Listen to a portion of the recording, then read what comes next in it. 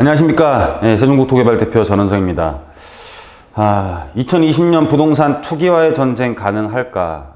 이걸 지금 요번에 문재인 대통령께서 이제 투기와의 전쟁에서 결코 지지 않는다.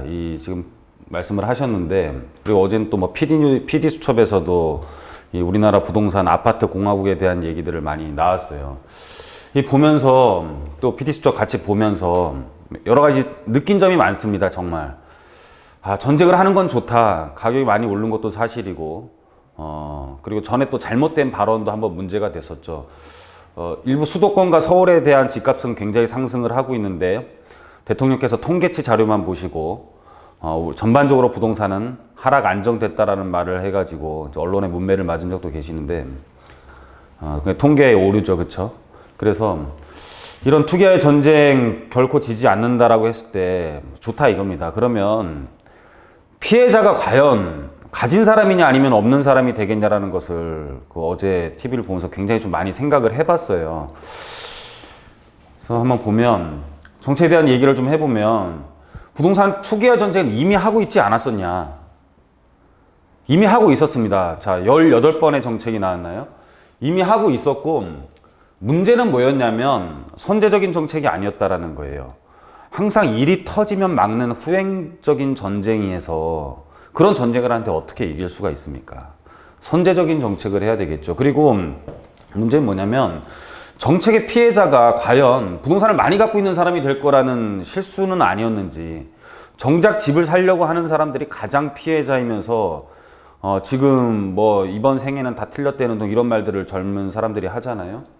그래서 가진 사람들은 그래 한번 해보려면 해봐라. 보유세가 그렇게 나한테 얼마나 크게 문제가 되겠느냐. 보유세라는 것은 모든 사람들한테 다 적용되는 거기 때문에 지금 제일 문제가 되는 그룹들이 많이 있잖아요. 뭐 베이비부머 세대라든지 이런 분들이 이제 은퇴하면서 보유세를 하게 되면은 뭐 조세 저항 이런 것들이 사회적인 문제가 될 수 있어가지고 그런 것들을 급격하게 올릴 수도 없는 상태이고, 과연 대출을 안 해주고 지금 뭐 이런 상태에서 어떤 사람들이 더 피해를 보겠냐라는 거죠. 대출 안 해주면 대출이 필요한 사람이 피해를 보겠습니까? 돈이 많은 사람이 피해를 보겠습니까?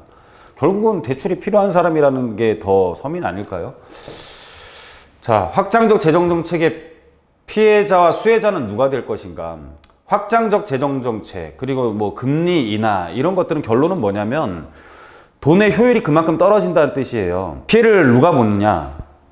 자, 정부에서는 기업가들한테 돈을 막 싸게 빌려줘요. 싸게 빌려준다는 뜻은 너 요만큼 싸게 빌려줄 테니까 너는 더 많은 부가가치를 일으켜라는 뜻이잖아요. 그러면 싸게 빌린 사람은 더 많은 부가가치를 일으켰기 때문에 이자를 내고도 더 많은 부자가 돼 있겠죠. 그쵸? 그 돈을 잘 활용한 사람들은, 돈을 막 푸는 과정에 있어서 그 돈을 잘 활용한 사람들은 더 부자가 돼 있는 거고, 돈의 효율이 떨어지는데 우리 서민들은, 월급 받는 서민들은 돈이 효율이 떨어졌는데 받는 돈은 똑같잖아요. 받는 돈은 똑같으니까는 같은 돈으로 할 수 있는 게 적어지니까 피해자는 과연 누가 되느냐라는 것이죠. 한번 생각해 봐야 될 문제고, 아파트를 투기로 여러 채 갖고 있는 사람이 과연 몇 %냐. 제가 지금 상담을 하고 있는데 많이 해보면 대충 이렇게 전반적으로 우리 이런 거 있잖아요. 출구조사 몇 % 했는데 막 당선 확정 이런 거 나오는 것처럼 저도 이렇게 상담을 해보면은 몇 명 안 하더라도 전반적인 사회 분위기를 좀 알 수 있거든요. 우리 뭐 택시기사가 뭐 우리나라 사회를 제일 잘 안 되는 동 이런 말도 있잖아요. 그 사람 다 만나보는 거 아니잖아요. 몇 명만 이렇게 해봐도, 대화를 해봐도 알 수 있는 건데, 그렇게 막 투기로요, 진짜 서울집을 막 몇 채 갖고 있는 사람 그렇게 많지 않습니다, 사실. 그렇게 많지 않아요. 정말로 상담을 하고 하는 분들 중에 대부분은 본인 거주 외에 또다시 새 아파트로 이사 가고 싶은 심정, 또는 여유자금이 있으니까는 내가 미리 살 곳을 점 찍어 놓는 이 정도예요, 그냥. 그러니까 본인 거주 외의 아파트 외에 재건축 또는 재개발 보유하고 있는 게 대부분이에요. 근데 이거는 좀 투기라고 보기에는 좀 뭐해요. 왜냐면은 사람은 주거 이전에 대한 어떤 그 자유가 있잖아요. 그러려면 우리가 집이 있는 상태에서는 청약 통장이 필요가 없는 상태이거든요. 지금 청약 가점 점수로 보면. 그러면 집이 있는 사람 이사를 어떻게 가야 돼요? 조합원이 되는 수밖에 없어요. 조합원이 되는 수밖에. 예? 조합원이 되는 수밖에 없단 말이에요. 그래서 본인 주거 외에 주거 이전의 자유를 보장하기 위해서는 스스로가 재건축, 재개발, 자기가 살고 싶은 곳에 미리 조합원이 되는 것밖에 할 수 있는 그 행위밖에 없죠. 근데 이거를 과연 투기라고 봐야 되느냐? 물론 그럼 재개발 뭐 재건축은 거기에 있는 소유자들이 다시 다 거주하느냐? 이것도 아니잖아요. 그렇죠? 그래서 지금 이런 사람들이 대부분이에요. 저 집을 투기로 뭐 진짜 세 채 이상 월세 받는 임대 아파트 이런 거 빼고 진짜 투기 목적 시세 차익으로 진짜 뭐 세네 채 있는 사람 저 거의 못 봤어요. 상담하면서 몇 퍼센트 안 된다라는 뜻입니다. 자, 재건축은 지금 그리고 문제는 뭐냐면 시세가 떨어질 수 있어. 떨어지면은 지금 조금씩 빠지고는 있는데 그게 이제 논란은 많죠. 이게 진짜로 실제적으로 조정에 들어간 거냐 아니면은 급매물이 빠지는 거냐인데 조금 빠질 수는 있어요. 근데 더 빠지면 어떻게 되냐면은 지금 재건축할 수 있는 대상들의 아파트는 몸테크를 할 수 있는 아파트들이에요. 뭐 대표적으로 압구정동 현대아파트 거기 소유자들도 굉장히 많이 살잖아요. 왜냐하면 살만하다라는 뜻이에요. 음마아파트 다 마찬가지. 미도, 성경, 우성아파트, 대치동 다 마찬가지예요. 본인이 거주할 수 있는 아파트들이에요. 그러면은 재건축은 지금 몸테크를 할 수 있는 아파트가 재건축 대상으로 남아있기 때문에 이게 사실상 가격이 그렇게 쉽게 많이 빠지기가 쉽지가 않아요. 그러면 돈의 효율성이 떨어져 있는데 집값을 낮추는 건 굉장히 어려운 거죠. 돈의 효율성 자체가 떨어져 있기 때문에 집값을 낮추는 것은 어렵고 가장 문제는 뭐냐면 이득을 본 자산가와 집을 사지 못한 서민들에 대한 격차가 지금 굉장히 벌어진 게 가장 큰 문제예요. 그렇다면 서민이 살 수 있는 아파트를 늘리는 것이 정답이 아니겠느냐. 정치의 잘못을 좀 인정을 해라 그냥. 그래서 2020년의 핫 이슈는 아마 여러 가지 중에 3기 신도시 얘기들도 굉장히 빠르게 나올 것으로 판단이 돼요. 그래서 2020년은 어떤 전쟁이냐, 부동산과의 전쟁이 아니라 사실은 재정 확대와 이 부동산 규제에 대해서 어떻게 적절하게 하느냐가 이 전쟁까지 할 건 아닙니다. 전쟁이라고 말할 건 아니고 굉장히 잘못된 거예요. 이런 것들은. 전쟁이라는 말을 함부로 쓰는 겁니까? 전쟁은 나쁜 사람과의 하는 게 전쟁이죠. 범죄와의 전쟁도 전쟁인데 뭐 부동산을 갖고 있는 사람과의 전쟁, 물론 부동산 투기를 업으로 삼고 있는 사람과는 전쟁을 하는 게 맞는데 그게 아니라면 적절하게 지금 이 재정 확대되는 부분에 있어서 서민이 피해를 가지 않게 어떻게 부동산에 대한 효율적인 정책을 쓰느냐가 아마 가장 중요한 게 2020년의 화두가 될 것 같습니다. 그래서 2020년에는 어떤 기사가 많이 나올 거냐 미리 보는 건데 아마 거시경제에 대한 얘기들이 굉장히 많이 나올 거예요. 많이 나오는데 이거 염려하시는 분들 많은데 이거 실질적으로 잘 와닿지는 않는 거죠. 그렇죠? 세계 경제가 어떻고 뭐 미중 무역 갈등이 어떻고 한일 간의 관계가 어떻고 뭐 어쩌라고요. 그렇죠? 자, 생산 인구의 감소가 지금 또 아마 대두가 될 거예요. 지금 인구 감소가 이제 들어가면서 태어나는 인구가 이제 더 적어지는 현상이 생기고 있는데 생산 인구 감소에 대한 얘기가 많이 나오고 기업 경제 둔화 얘기도 굉장히 많이 나올 거예요. 기업 경제 둔화 얘기도 많이 나오고 그럼으로 인해서 재정 확대를 한다라는 정책들이 계속 나올 겁니다. 그리고 금리에 대한 부분을 보면은 전반적인 거시경제를 놓고 봤을 때 금리 자체가 올라가기는 어렵습니다. 그래서 한 번 더 인하 얘기가 나올 것 같아요. 제가 오늘은 좀 빠르게 보는 겁니다. 아주 정확하게 뭐 2020년을 그냥 리뷰 정도, 미리 리뷰하는 정도라고 보시면 될 것 같아요. 자, 분양가 상한제 얘기 나올 거고요, 계속. 자, 부동산 대출 규제는 더 심해지면 심해졌지 완화를 할 수는 없어요. 왜냐면은 재정 확대가 미치는 영향이 굉장히 커요. 그리고 금리까지 인하해버리면은 이 돈이 가진 사람이 돈을 아까도 말씀드렸다시피 활용할 수 있는 사람과 활용 못하는 사람의 갭이 너무너무 벌어지게 돼 있습니다. 그러면은 그 활용을 할 수 있는 사람들에 대한 규제가 되게 심해지겠죠. 이 규제가 심해질 때 서민들의 피해에 대해서도 한번 정책적으로 잘 반영을 해야 될 것 같고요.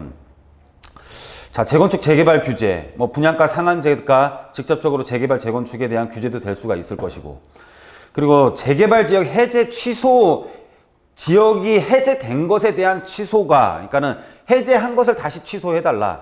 재개발 구역, 재건축은 문제가 안 되죠. 재개발 지역 해제한 것들을 다시 취소해달라는 일몰제와 지금 겹치면서 여기에 대한 논란들이 서울시가 굉장히 심해질 거라고 판단이 됩니다. 그리고 여러 가지 규제가 일어나면서 삼성동미 용산 재개발 사업들도 굉장히 빨리 일어날 것 같아요. 왜냐면은 뭐 서울시장 자체가 요번에 그런 크게 큰 획을 그은 게 없습니다. 서울시장 자체가 큰 획을 그은 게 없고 요즘에 막 발언하는 수준들이 좀 수위가 넘나드는 게 굉장히 많아요. 그러면 정책적으로 본인이 뭐를 획을 긋기 위해서는 아마 이런 굵직굵직한 그동안에 말했던 사업들이 여러 가지 규제와 맞물려서 시작을 해도 될 때이기 때문에 눈치 보다가 이제는 시작할 걸로 판단이 돼요. 그리고 3기 신도시 및 각종 SOC 사업 재개 및 추진을 하게 되는 것들이 이 관련 기사로 앞으로 굉장히 많이 뜰 것 같습니다. 그래서 이런 것들 한번 참고하시면 될 것 같고, 2020년 부동산 시장과 전망을 보면은요,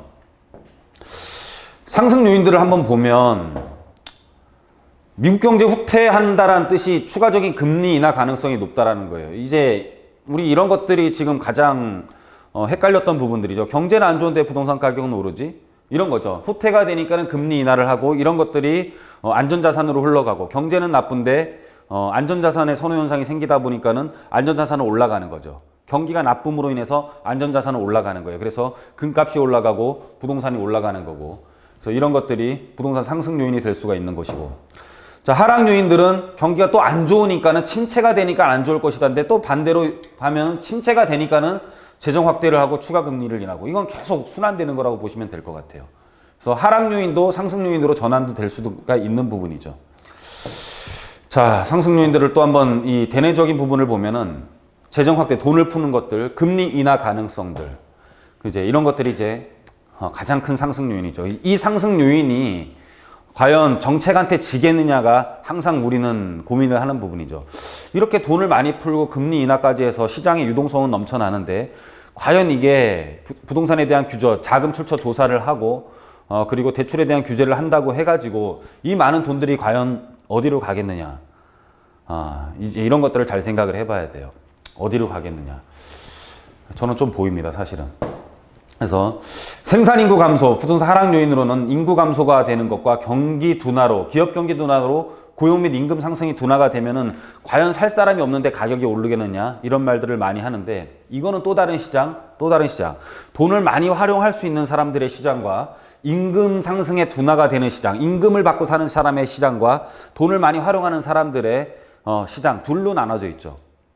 여기서 우리가 잘 선택을 해야 되는 거예요. 그래서 직장을 다니고 있지만 재테크를 하는 이유는 뭐냐면, 임금 상승 둔화되는 시장에 내가 포함되어 있지만은 돈을 잘 활용하는 사람들에 대한 가치를 따라가기 위해서는 어떤 재테크를 해야 되지 않느냐라는 그런 것들이 지금 가장 직장인들 사이에선 고민이죠.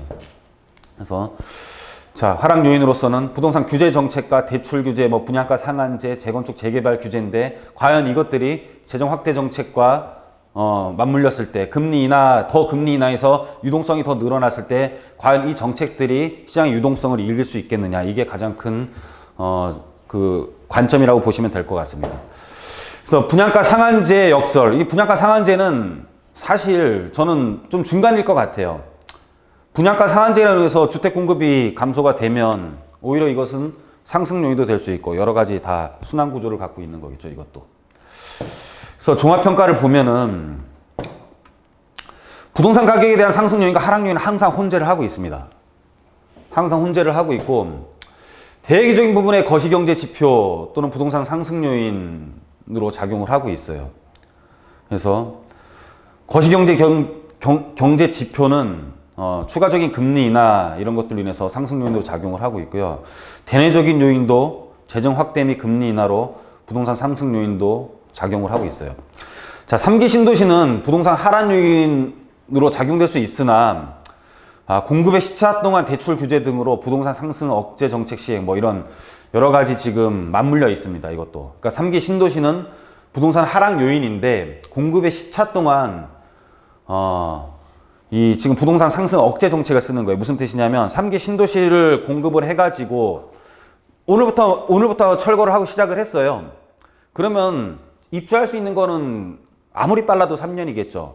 그러면은 그 3년 동안 이런 부동산 시장 자체는 수요 공급에 의해 가지고 공급이 적다 보니까는 가격이 더 오를 수가 있잖아요. 더 오르면 더 지금 사회적인 갈등 간의 이 계층 간의 갈등이 더 문제가 되겠죠. 그래서 그 시차 동안은 굉장한 규제가 이어질 걸로 판단이 돼요. 그러면 자, 이렇다. 그럼 우리는 어떻게 해야 되느냐라는 거죠. 그렇다면 어떻게 내 재산을 보호해야 되느냐, 이거는 제가 일일이 지금 다 설명 못 드리는데, 좀 자산가 위주로 먼저 한번 말씀을 드리면은,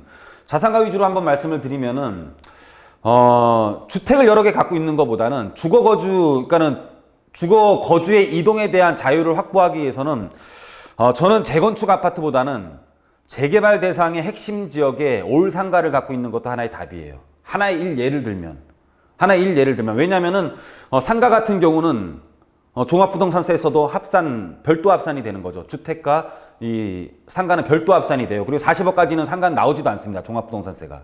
그래서 상가를 갖고 있으면서 내가 재개발 조합원이 될 수 있는 자격을 갖고 있다 보면은 보유세에 대한 부담도 굉장히 완화가 되는 거고, 또는 나중에 상가를 팔 경우에 주택을 갖고 있으면 중과세 대상이 되지만 상가는 일반과세가 되잖아요. 2년 이상 보유를 하게 되면. 그런 부분들 여러 개를 놓고 봤을 때 나중에 중간에 팔 것까지 생각을 한다면은 올 근린 상가를 사는 것도 하나의 방법이지 않겠느냐. 그리고 지금 여러분들이 해야 되는 방법 중에 아직도 안 늦었습니다. 제가 분명히 대출 규제 12, 16 대책 나왔을 때 9억까지 아파트 다 올라간다라고 말씀드렸었어요. 아직도 안 늦었어요. 지금 거기에 대한 아파트를 서민들은 찾는 게 급선무입니다. 그래서 제가 그 말 했을 때 너 또 서민들 너 또 싼 아파트 가격까지 올리려고 하느냐. 제가 올리려고 하는 게 아니라 올라갈 수 있는 현상을 말씀드린 거예요. 여태까지 경험과 비춰서 지금 어떻게 되고 있습니까? 자, 오르고 있잖아요. 그래서 여러분들 빨리 한번 움직여야 되는 거고, 어떻게 보호해야 되는지 계속 고민하는 시간을 갖고 이제 여러분들이 참 정신 똑바로 차려야 될 때가 아닌가라고 생각이 듭니다. 그래서 2020년에 대한 오늘은 정책에 대한 것들을 우리가 어떻게 해야 되느냐, 이런 것들이 이제 앞으로 이렇게 나올 것인데 좀 준비를 하자라는 상태에서 정확한 답을 내리는 시간보다는 좀 이런 것들이 핫 이슈가 될 것이니까 여러분들 잘 준비를 하시면서 저희랑 같이 상의하자는 차원에서 오늘 강의는 준비했습니다. 자, 오늘 강의는 여기서 마치도록 하겠습니다. 감사합니다.